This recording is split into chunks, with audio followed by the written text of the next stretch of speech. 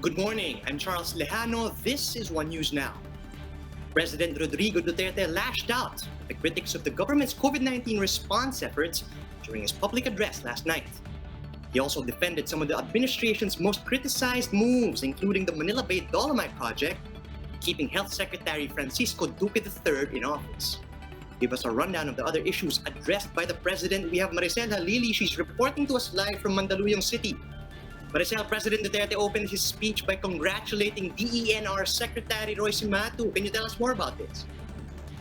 Yes, you're right, Charles. Last night, during the taped public address of President Duterte, he actually acknowledged the efforts of DNR Secretary Roy Simatu in improving the Manila Bay. And he mentioned that it doesn't matter whatever the critics are saying, because whether the government is working to improve the country or not, critics will always say something negative.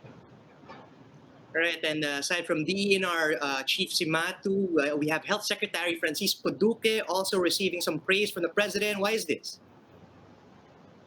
Well, it has always been like that ever since Secretary Duque has been criticized by the opposition in handling the COVID-19 crisis. President Duterte has every now and then reiterated his trust and support to Health Secretary Francisco Duque. He said that he is satisfied with the report of Secretary Duque about the COVID-19 response.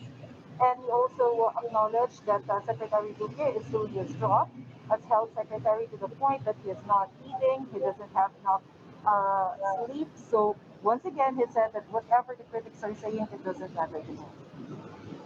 Right, talking about Secretary Duque, he did give us some updates on the country's COVID-19 situation. What were some of the more salient points?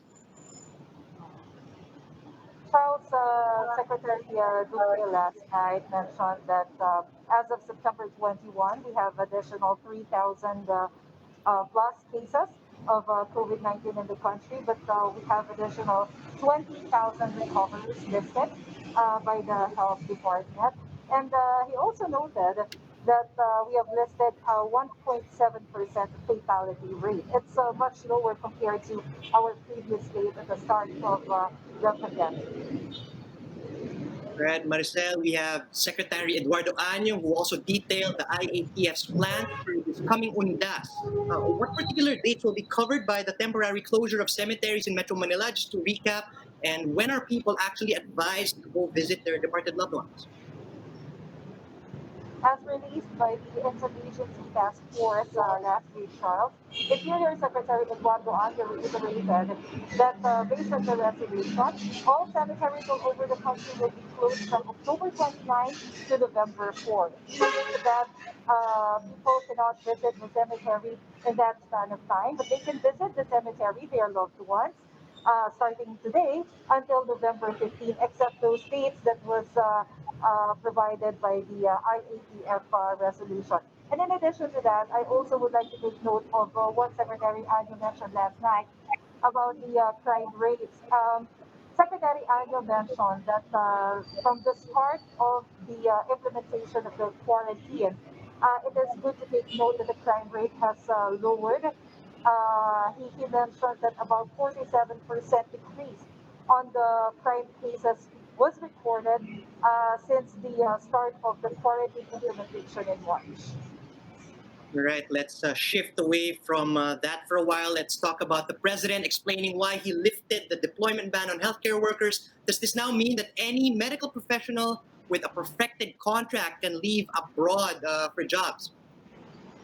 There's actually an exemption, Charles. Only those medical professionals who have a perfected contract until August 31 will be allowed to fly abroad and start working outside the country.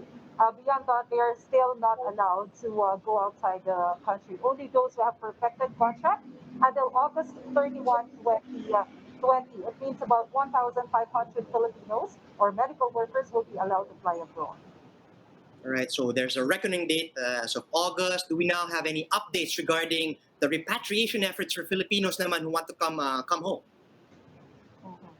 According to Defense Secretary Delfino Renzana, we have about 200,000 Filipinos who are already repatriated from abroad. These are the Filipino workers who are affected by the pandemic, but based on the records of the Labor Department, about 80,000 are still expected to come home anytime soon. Right, and then of course, Maricel, the president had some choice words for Vice President Leni Robredo and his administration's critics. Could you tell us more about this? Mhm. Charles, as expected, the comments of Vice President Leni Robredo does not sit well with President Rodrigo Duterte. During his public address last night, he mentioned that if he doesn't understand whatever Vice President Leni Robredo would like to see from the government because they're doing all their efforts to the point that they have established additional hospitals, even funeral parlors, to address the issue on pandemic. Um, in a very sarcastic way, the president mentioned that maybe all he has to do is to spray pesticides using planes all over the country so that everybody will die. That's a very sarcastic remark. But his point is he doesn't want to listen to the critics coming from the opposition or the Diliwans anymore. All right, thanks for that, Maricel. That was Maricel Halili reporting live from Mandaluyong. We'll be back with more stories after a quick break. Keep it here.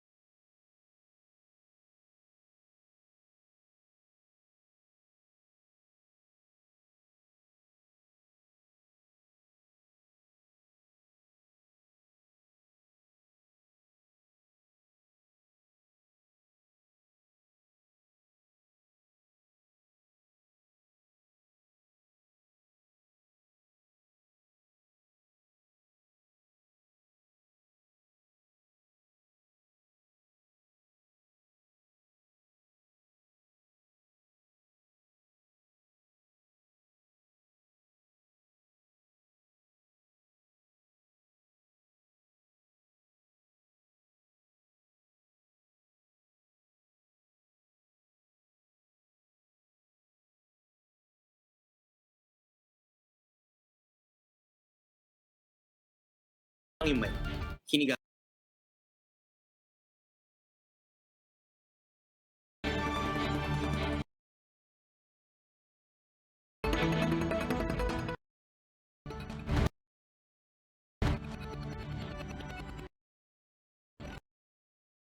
All he has to do is spray pesticides using planes all over the country so that everybody will die.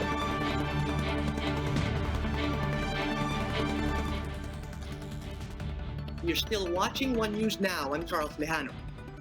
The PNP has deployed personnel in strategic areas near the Manila Bay Walk to strictly enforce the physical distancing rule at this new beachfront. To give us updates, we have Justine Ponsalang. She's reporting to us live from Manila. Justine, what is the situation there in Baywalk today? Charles, unlike the exodus arrival of people last Sunday here at the Manila Bay Sands, today there are actually just a handful of people and actually no lines of people who wanted to get their pictures taken overlooking the beach. Currently, the white sand area is closed to the public as the DNR continues with its renourishment project of Manila Bay, but people continue to arrive in hopes of getting their pictures taken at the white beach. While the white sand area is off limits, the overpass near the white sand area is open for total off. Police are manning the ground and the overpass to make sure that physical distancing is followed even at the beach. Only 4 people are allowed to listen to the critics of the govt or the Buhan system. Thanks for that, Maricel. Maricel Halili reporting live from Mandaluyong. By and took a chance We'll be back with more stories after the break. Here we go. that they are so serious bandwagon of hashtag Manila Bay challenge. But others admitted that it's okay because they wanted to avoid the crowd that came here at the Manila Bay Sands during the weekend. Thursday, might there are actually more people or little few people who are coming here. There are policemen manning the foot of this footbridge and they have a mega post reminding people that once they can pass through, they can only stay here for a few seconds, at least get a good photo, get a few good photos of themselves overlooking the beach. But other than that, they have to pass through this path. Meanwhile, Manila Police District Director Rolando Miranda warned the public that while they can visit and take photos near the Manila Bay Sands, self-protocol must strictly be observed. Otherwise, the police may arrest them for violating the guidelines. Charles? Thank you. Justine Punsalang reporting live from Baywalk in Manila. And it's World Car Free Day today. Tell us how local cyclists and biker groups are celebrating. We have JC Cosico reporting live from Manila. JC, are there any mass biking events lined up for today? Charles, in celebration of the World Car Free Day today, several silent transport groups bike the streets and major thoroughfares of Metro Manila, not only to promote greener transport but also to call for protected bike lanes. Some members of the Move as One Coalition and Firefly Brigade started biking from Monumento past 6 a.m. In their Sabay-Sabay campaign, the groups are promoting biking in various cities and metropolitan areas. However, it is not going to be a mass ride for cyclists as mass gatherings are prohibited under community quarantine. They also wore face masks for additional protection against COVID-19. The groups will bike around 190 kilometers going through all metro cities. Other cyclists are likewise free to join. They say cycling helps ease traffic, adding the public should go for this instead now that public transportation remains limited under GCQ. The cyclists will also stop on several city halls in the metro as they call for protected bike lanes to avoid accidents. Private vehicles and motorcycles are also urged to stay on their assigned lanes. Charles, the MMDA earlier said that it will talk to several LGUs for the interconnectivity of the bike lanes. And now the bikers are expected to return to their starting point in Monumento at around 9 p.m. tonight. Back to you. All right, motorists are urged to leave their cars at home and explore alternative transport options today. So, JC, are you seeing any improvements from the usual traffic today? Charles, based on my observation earlier, the number of vehicles is still quite the same, but traffic is quite manageable earlier when we went or passed through EDSA past 7 a.m. earlier. Charles. All right, thanks for that, JC. Again, that was JC Cosico reporting live from Manila. For more updates, visit News 5, Philippine Star and Business World online. You can also visit our website, onenews.ph, for in-depth analysis. And you can catch One News on the Signal Play app. Register for a free account at www.signalplay.com. Stream One News live anytime and anywhere. I'm Charles Lejano. We are One News.